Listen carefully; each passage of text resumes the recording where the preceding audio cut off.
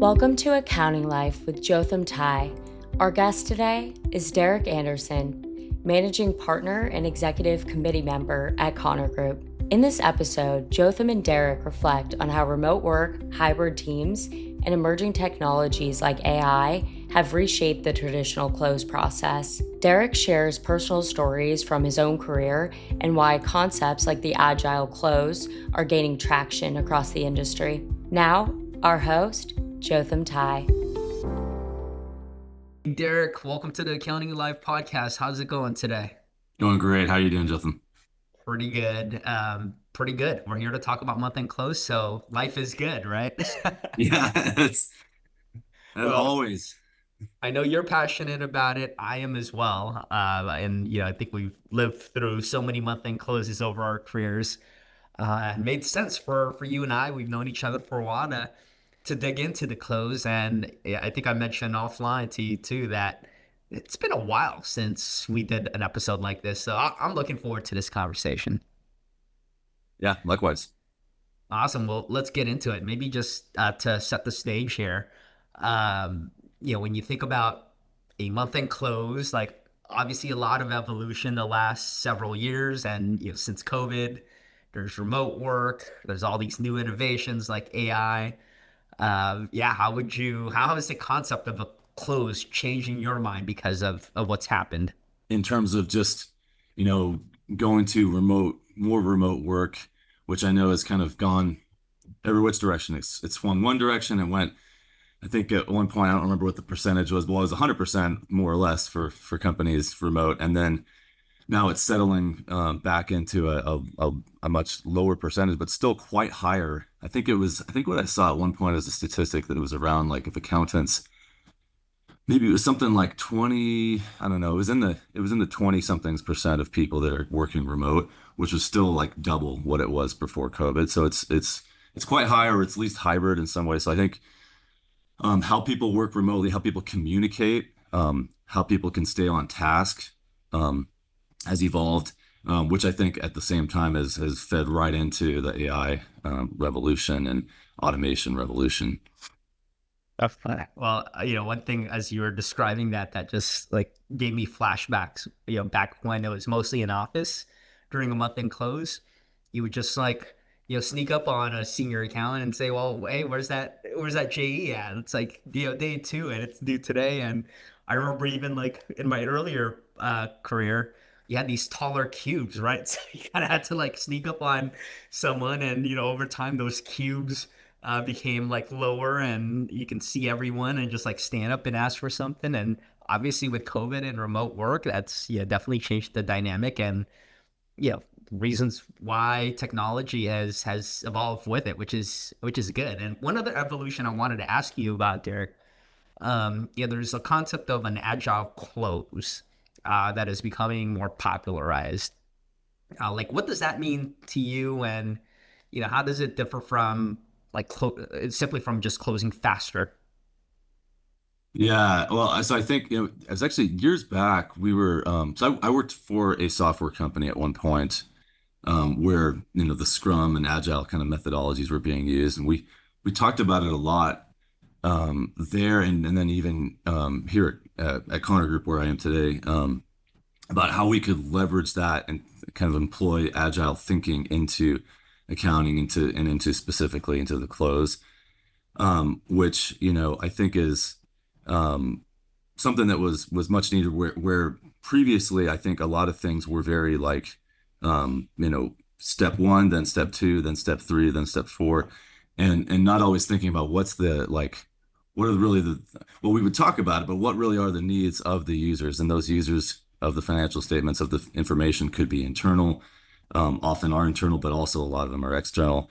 And so I think, not just I think that like that way of thinking, that way of approaching problems, was something that was just much needed in our industry.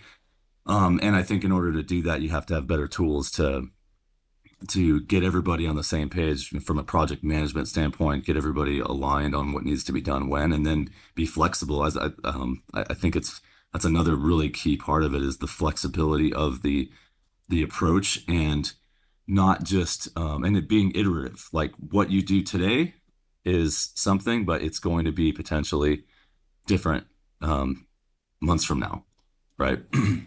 Yeah, well, I know probably historically in accounting, the mentality has been like kind of the waterfall approach, right? Which is the opposite of agile. And like, when you think about the dependencies in a close, like you can't help but as an accountant kind of like think very Mhm. sequentially. But I'm sure the agility, no pun intended, to agile is probably the right methodology, and yeah, with the dynamic nature of like how businesses operate. And yeah, I mean, obviously, like software companies and tech has popularized that approach, but I think it works in a lot of different areas. Month end close, other types of just like ERP projects, right? It runs a gamut. So yeah, I think it's a concept that's becoming more popular. I'm guessing you're seeing it with your clients, and for good reason. Back when I used to be a controller in industry, and um, there was this mentality that I thought I needed to have at one point. In fact, I think even people expected it of me of like, well, you're going to do well, our professionals, our accounting team is going to perform this particular task. And then at some point it will land on your desk or in your inbox or whatever, and it'll be time for you to perform the review. Um, but but what that actually does is it can create a lot of holdups, a lot of bottlenecks, and create problems that are surprises down the road when you could have had a conversation about it at the right time earlier on. And so I found myself, and it actually perhaps worked for my personality, but you kind of need to allow yourself a little bit of ADHD and being able to kind of drop in and drop out of what's going on to make sure that you actually are getting in front of an issue as opposed to saying, well, let's just wait until this point in time to deal with it. And then we'll review it. And then it's day 3 or something. And it's like, well, hey, this is going to take us 4 days to fix. And then you're not going to hit your deadline. But you could have just had a conversation day 1, or even better, you could have had the conversation on day 18 when the thing happened and when the actual event that created this particular transaction in question, when that event happened, you could have had the conversation then. So anyway, that's kind of how I think about it. Yeah, and I think you and I are kind of similar in that, but I'm kind of thinking about our audience. Like, I'm sure there's a large percentage that um, have not like historically thought of like work in that dynamic way, right? So, I'm guessing you come across this in the wild too. But how do you help clients like overcome this change and the resistance around this more dynamic like framework and this agile model? Well, I guess I'd think about this, maybe separating it specifically from just the close. Like I worked on an ERP implementation inside of a company. I was an internal project manager for it, and we had this thing that occurred because we're switching systems. And the same thing goes when you're modifying a process like a close. If you're familiar with the book Who Moved My Cheese, that's a Hmm. yeah. I So remember. that concept, like I actually saw it in practice happening where people would get upset because the cheese is getting moved. And so I honestly, I mean, I think like this is probably a simplified way of looking at it, but I think it's really trying to be empathetic that with people's worlds and processes and lives and job responsibilities changing. And so if you lead with empathy, trying to understand, well, what is the real concern that someone has? And then the next, I think, part of it, or maybe just running in tandem with that, is what is it like? What are the pain points about what they're doing that you can help or this process can help address? Because someone's not going to do something just because, we think it's overall better for the company. I mean, some people will, but I think a lot of people they want to know that this is something that's going to make their lives better, um, and meaning that their professional lives, their jobs better. And so I think if you can try to crack into what that is, that might help. And I mean, I without knowing the specifics of what someone might be pushing back on, I can give a generalized thought that I feel like oftentimes people live in this world of the perpetual close where you never ever ever close and you're always kind of playing from behind. And if you ever go from that model to a model where you actually close in a reasonable amount of time or a fast close, man, your life feels so much better. Even if you're still working hard, it just feels better to know, okay, well, like I've got this thing done. Now I can focus on all these other activities. And so finding a way to help them see that vision and how that'll make them be happier, I think is probably how I would do it.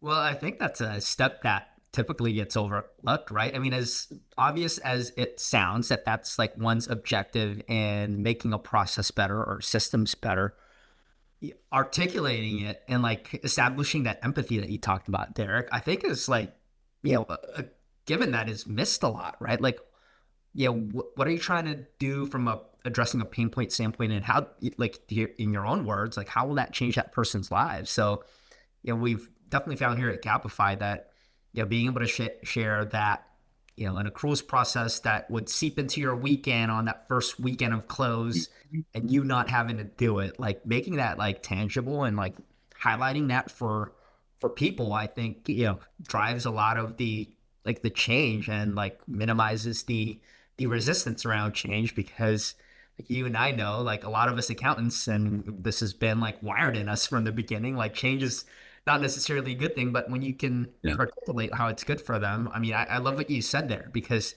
you get into like the technicals and so on, but without that personal empathy and connection, and articulating the importance of why you're working with them and get the pain points addressed, that's golden, man. Yeah, yeah, and I say changing lives. I recognize we're talking about accounting. We're not saving lives or saving the world, but I do think the impact of the person inside the organization, how it improves their day to day. And I think that there's always a case you can make for when people are excited about the quality and the value of the information inside the company or even outside if they're investors. It just feels like a lot better place to work. You feel a lot happier in your career. So Well, there's definitely like still an impact, and of course, we won't get into the details. And I think about this because we're about to go into the 4th of July weekend, and like as many accounts know, this is like a quarter end close. So I used to be the guy, Derek, that would ask people to unfortunately come in to the office because we needed that extra day of close. yeah, I would yep, always promise like barbecue, and I would bring barbecue to the office during a quarter end close. But you get to the point earlier, if you're doing a continuous close, it's shorter, you just get it done and over with. Maybe you don't have to work the fourth, and maybe you get to spend more time with family. So yeah, this whole concept of continuous close and real time accounting, like to me, are like pretty good ones to pursue. But like, I want to ask you, like, when I say continuous close or real time accounting, what does that look like in a practical sense, and like how close of a reality is that in your opinion? yeah. I have to say when I first heard the term continuous close, I did think that it was referring to that perpetual close where you never close, but it's actually the opposite, right? It's trying to avoid that from happening. Um, And yeah, I think that I think that it's something that is becoming more and more of a reality because of the real-time information that we can produce in our systems. It's to me, it's usually certain things that you can do effectively in real time. Like you can reconcile certain accounts. There's cash transactions. There are things like that you really don't need to wait until the end of the month to do. Many, capitalization of items like fixed assets, or there are a lot of things like that is if you have a good policy in place, you can determine it, you can transact it, and then someone can see a dashboard on it, or whether that's someone inside the finance and accounting organization, or it could even be someone else in the organization that's a business overseeing a particular areas such as sales and marketing, or whatever business unit. So I think there are parts of them that are easier to do than others. So I think it is happening, and I think the value that we see with tools like business intelligence platforms that can just give people nice dashboards, things they can pull up on their phones, things they can see on their kind of workstations. Also, it improves that. Um, let's see. I mean, you were asking also about, I guess, continuous close and then real time accounting. I guess I was kind of pulling both together. Yeah. But so yeah, maybe say the question again on real time accounting. I mean, it kind of speaks to what you're talking about. One example that you shared was like bank transactions, right? Like they happen every day. Like, why would you not just account for them as they've hit your bank account, right? And that used to be drive me nuts years ago. Yeah. How accountants would just wait until month end close starts for you to start recording those transactions in your GL. But yeah, I mean, whether it's continuous close or real time accounting, the idea that there are things now with because of systems and how you get Yeah. real time information, you should be able to do more and reduce the number of things you have to do during month end close. Um, so yeah, I think like more and more organizations are finally catching up to that. And, of course, like software providers like us and other players in the space have kind of highlighted that for everyone else to really consider being part of their month end close strategy. I think it's a place where accounting and finance really elevates itself to become a more strategic partner too, because if you only report the history and you only report kind of the score of the game in the past or after it's already happened, and you can't ever get to where you're enabled to play the game better because you're seeing something, you're saying, oh, this happened, now what do we do here? Like, I think that you're selling yourself short in terms of the value that you can add. And just there, I really do think there's a ton of value that you can derive from being able to make decisions off of more timely information. Um, I had a company I worked for where the sales numbers were so delayed that I feel like the sales team just always was like, by the time they got the report, it was so hard for them to do anything with it. But then we got to where we had these flash reports every single day, and then we were leveraging a BI tool. We were leveraging Tableau at that particular company. Um, it became something where they would call you, and not everybody was happy, but they'd call you and say, "Hey, I didn't see the effect of this particular deal or this particular event that happened," but it was really good because they were thinking about what was happening in their particular sphere, and then we could also think about it while it was fresh in our minds and make sure we recorded it correctly.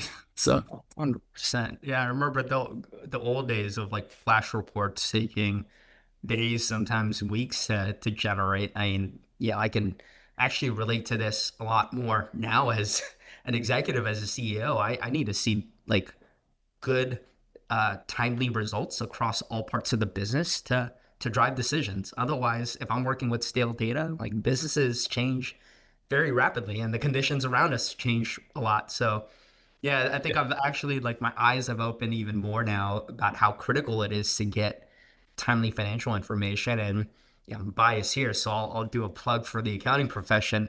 Like there is no other function in a business that is more important to getting quick financial information to execs like me now than accounting. So big shout out to accountants out there. Your roles pretty big in all this. Derek, we got to wrap up in a few minutes, but I can't let you off the show without asking about AI and how that's involved in future proofing the close process. Yeah, so what are your thoughts there? And maybe also like sprinkle in as the second part to your answer, like what do companies mostly overlook when they try to modernize their close process? So yeah, it's a two-part question there to wrap things up here. yeah, so the first part is just how I think AI is impacting or will impact how we perform closes, right? Is that a fair Yes. jumping off point? Yeah. Well, I think obviously, like in the most simplified way, you have a lot of tools that are um, putting whether they're existing software tools or they're new ones, but they're adding elements of AI into what they do, where they're automating a particular piece, or they're providing some sort of generative AI, to maybe it's something like helping with fluxes and so forth. So I think there's a lot more of it happening. I think we're still I I don't know if we know exactly how it's all going to look still, because it's and I think the adoption still, from the last information I've seen, it's still not as high as you would expect it to be in accounting. Maybe it's that element of kind um, of accountants being, looking at risks, kind of the way you look at them in a 10K, and saying, okay, well, let's make sure we plan this appropriately before we just go in all in and adopt it. But I think it's happening, and I think we're learning more and more where we can do it. I think that there's this human element of them. Well, then what now when we have automated a particular piece? What does that mean? Do you allow yourself to slip into this box of like it did this, it's good, I don't need to look at it, kind of rubber stamping it. I think if we do that, we'll find that the the output's not very good, I think, because the AI does not have the ability to interpret some of the results the way a human can. They don't have the empathy piece we talked about a little bit earlier. Um, or even just like the ability to say like the what can go wrongs that we often talk about. Those of us who are former auditors, we think a lot about that when something is happening. This is what happened, but what could have happened or what should have happened, like building in the right expectations. I don't think AI has quite figured that out yet. So for now, it's getting a jump start on like let's automate that flux. Let's match the transaction. Let's do whatever we can. Um, so that we don't have to be like the world's fastest 10 keyers. I remember early on in my career that there were people who had been around longer than I had who were legitimately crazy fast on a 10 key, would like type into this 10 key a ticker tape, would print out, they'd pay like they'd staple it to like a printed out, document or spreadsheet or something as well. And that was like the support they give. Like that no longer needs to be the case. We can allow the machine to do that stuff, but then I think we have to put ourselves in a position of being able to evaluate what happened and was it right, and then challenge the assumptions, and then maybe say, okay, well, hey AI tool, whatever tool we're using, go back and rerun it again and consider this. Um, and so I think that's kind of the mode that we're in and we're entering in. Um, I do think, I have, personally, I view myself as an optimist, kind of a glass half full person.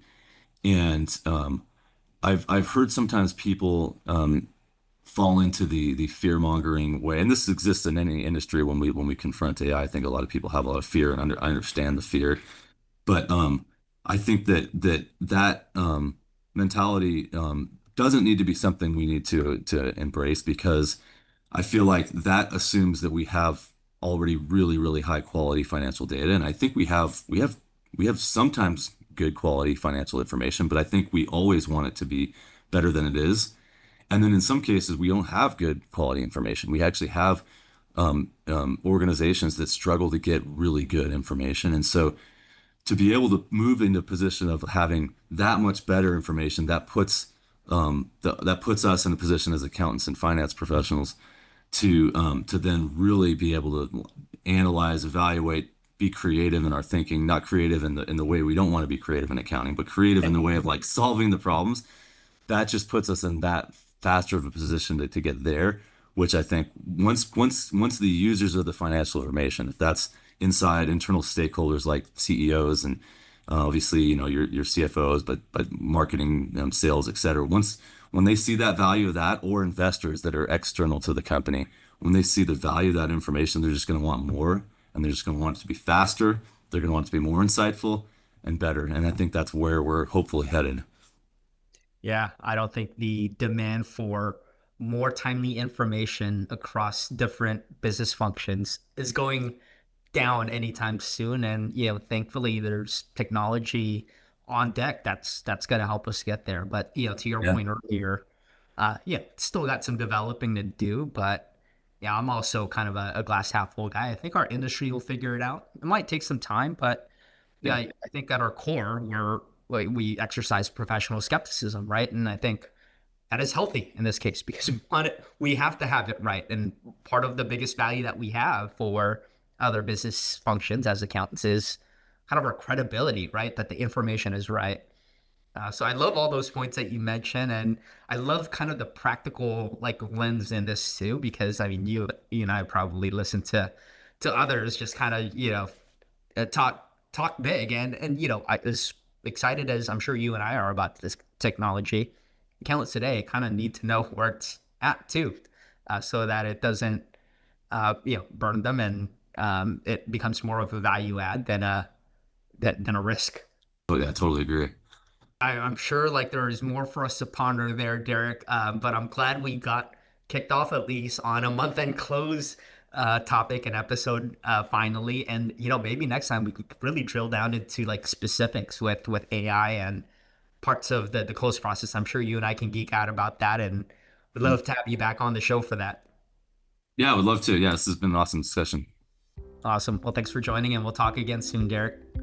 Thanks for stopping by. We hope you've enjoyed this episode. If you want more information, please check us out at gapify.com, and we'll see you next time. Bye, everyone.